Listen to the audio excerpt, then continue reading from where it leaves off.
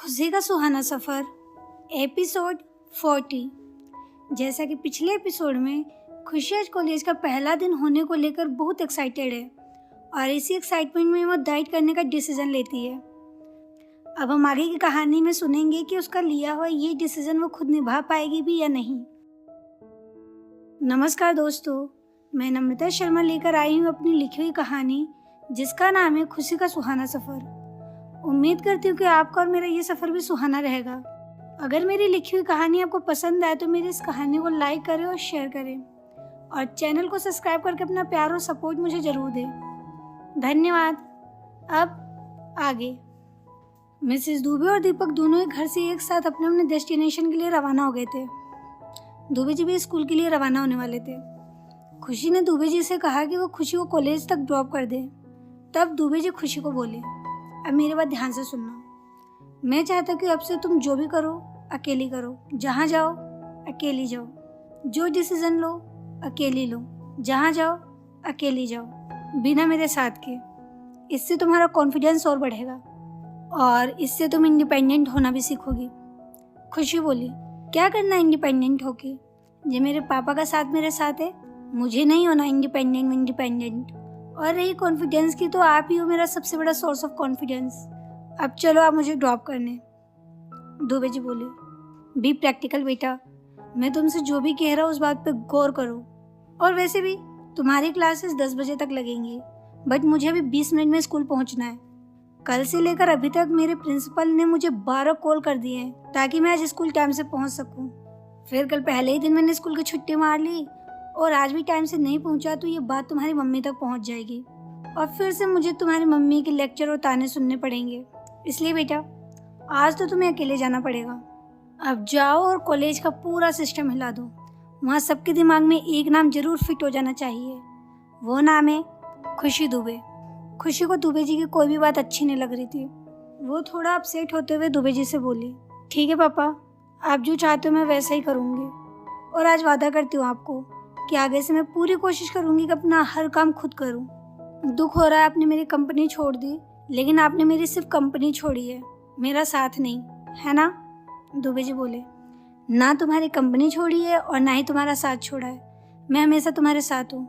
बस मैं चाहता हूँ कि अब तुम खुद के लिए थोड़ी रिस्पॉन्सिबल बनो। और मैं जानता हूँ कि तुम्हें मेरे साथ की कमी महसूस हो सकती है, लेकिन मेरा आशीर्वाद हमेशा तुम्हारे साथ रहेगा। खुशी थोड़ा और इमोशनल होते हुए बोली, पापा आपकी ऐसी बातें सुनकर ऐसा नहीं लग रहा कि मैं कॉलेज जा रही हूँ, बल्कि ऐसा लग रहा है कि मैं ससुराल जा रही हूँ। आपके बिना मैं सब कुछ कैसे मैनेज कर पाऊंगी? दुबे जी बोले, ज़्यादा सेंटी होने की जरूरत नहीं है।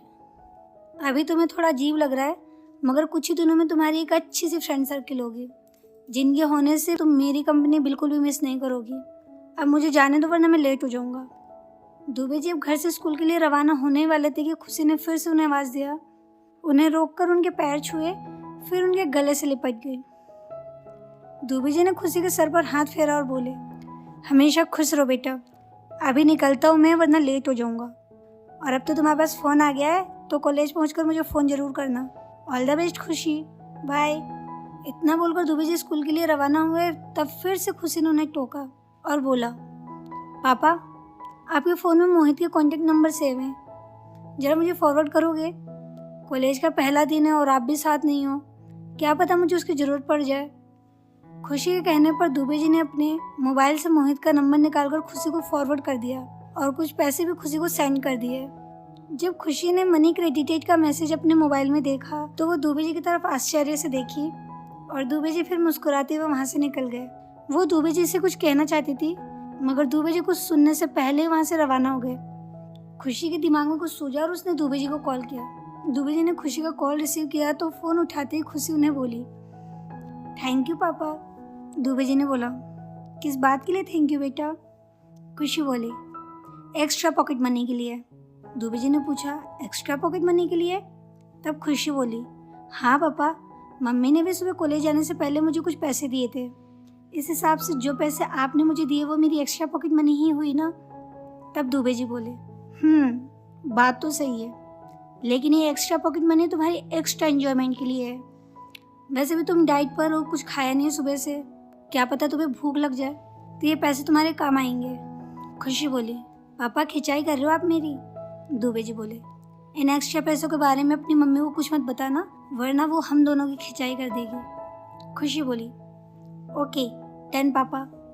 दुबे जी बोले, ठीक है बेटा, फ़ोन रखता हूँ। खुशी बोली, नहीं पापा, फ़ोन मत रखो ना।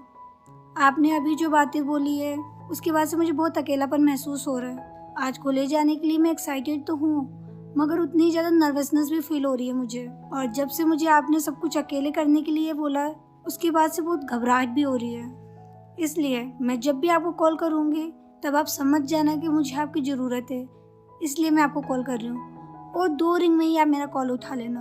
दुबे जी बोले, ज़रूर बेटा।